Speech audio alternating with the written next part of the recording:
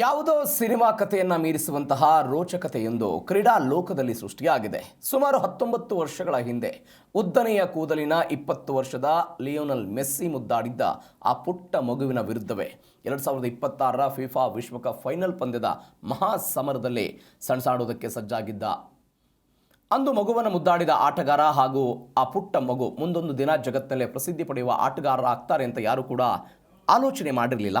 ಅಂದು ಮೆಸ್ಸಿಯ ಮಡಿಲಲ್ಲಿ ಬಾಟಬ್ನಲ್ಲಿ ಕುಳಿತು ಮಿಂದಿದ್ದ ಆ 4 ತಿಂಗಳ ಮಗು ಮತ್ತಾರು ಕೂಡ ಅಲ್ಲ.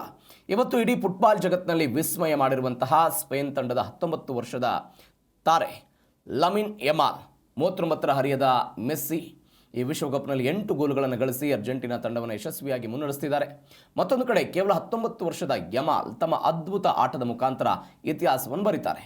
ಪ್ರಮುಖ ಟೂರ್ನಿಗಳಲ್ಲಿ ಯಮಾಲ್ ಕಣಕ್ಕಿಳಿದು ಆಡಿದ ಎಲ್ಲ ಪಂದ್ಯಗಳಲ್ಲೂ ಕೂಡ ಸ್ಪೇನ್ ಜಯಭೇರಿ ಬಾರಿಸಿದೆ. ಒಟ್ಟಿನಲ್ಲಿ ಫೈನಲ್ ಪಂದ್ಯ ಮತ್ತಷ್ಟು ರೋಚಕತೆಗೆ ಹೋಗಿದೆ.